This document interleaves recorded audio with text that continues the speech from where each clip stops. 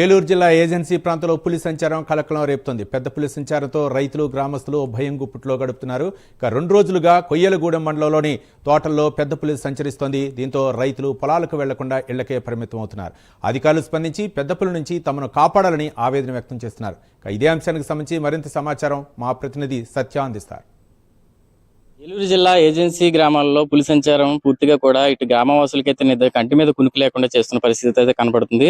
గత 6 రోజుల వ్యవధిలో దాదాపుగా 11 పశువులపై దాడి చేసి చంపిన పెద్ద పులి నిన్న రాత్రి ఇటు కోయిలగూడెం మండలం డిప్పగాయలపూడి పంట పొలాల్లో రైతులకు ప్రత్యక్షంగా కొంతమంది రైతులు చూడటం జరిగింది. ప్రస్తుతం మనతో చూసిన రైతులు ఉన్నారు.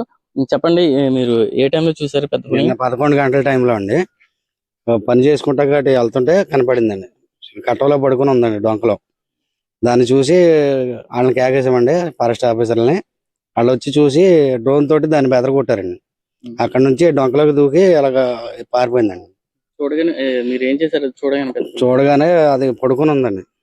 పడుకుని ఇటు వైపు తోట వైపు చూస్తుందండి. అక్కడ నుంచి మేము భయంతో పారిపోయామండి.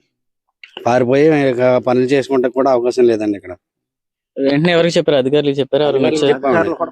కూడానే ఉన్నారండి, అక్కడ దూరంగా ఉన్నారు. వాళ్ళకి కేకేసి చెప్పామండి, చూపించామండి, స్పష్టంగా చూపించామండి. ఏం చెప్తున్నారు అధికారులు? మాకు పట్టుకుంటే రైట్స్ లేవంటున్నారండి. ఇక్కడ చూస్తే పనులు చేసుకుంటే అవకాశం లేకుండా అయిపోతుందండి మాకు. చెప్పండి, మీరు చెప్పండి. నేను బుద్ధిని చూసి 11, 12 చూస్తే దోని ఎగరేసారండి. దోని ఎగరేసాక సౌండ్ కి లేచి గవర్నర్ మంద మేము వెనక్కి ఎగడిపోయామండి. పారిపోయామండి. ఎంత సైజు ఉంది మీకు ఐడియా ఉందా? అంత వారం ఉంటుందండి. అధికారులు ఏం చెప్తారండి, మాకు దానికి కొట్టకూడదు, సెక్యూరిటీ కోసం వచ్చి ఉంటున్నారండి. మాకేం పొలం మీద పనులు చేసుకుంటే భయం వేస్తుందండి. బంధించే గానీ కూలీలు గట్ట మాకు వస్తలేదండి. ఆకులు కొట్టాలన్నా తల్లయ్యాలన్నా ఎవరో రావంటున్నారండి. పొద్దున తాటోళ్ళు మా వాళ్ళకి ఎక్కిన వాళ్ళు దిగేసారండి. చూసామండి. నిన్న 10కి 10, 11 టైం వచ్చింది. వచ్చి దగ్గరికి వెళ్ళేటప్పటికి ఇలా పారిపోయిందండి. ఈ రూట్కి వెళ్ళింది. వెళ్ళాక డ్రోన్ ఎగరేసారు, మళ్ళీ కనపడలే. తెల్లారగట్ల మళ్ళీ మా చేలో తిరిగింది. తిరిగితే పాత ముద్రలను బట్టి తిరుగుతున్నారు. డిపార్ట్మెంట్ పట్టించుకోలేదండి ముందు. డిపార్ట్మెంట్ బట్టి పట్టించుకోలేదండి ముందు. ఇప్పుడు ఇక్కడ కూర్చుని చూపుతా చూసి కారు వేసుకొచ్చి ఇప్పుడు వెళ్ళారు. మేము తల్ల వేసుకోవాలని బోలం పెట్టి ఉంటున్నాం.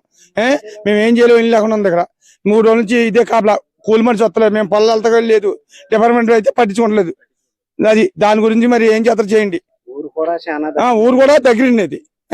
మీరు ఏం చేస్తారో మరి 3 రోజుల నుంచి ఆగిన దానికి మరి కూలీలకి ఈ నట్టపరిష్కారం ఏం చేస్తారో ఏంటో దాన్ని బట్టి మీరు ఆలోచించండి ఓసారి. డిపార్ట్మెంట్ అయితే పట్టించుకోవట్లేదు. ఇప్పుడు దాకా కొట్ల మీద కూర్చోనండి. ఇప్పుడు మేము అందరం చేరాలని తిరుగుతున్నాం.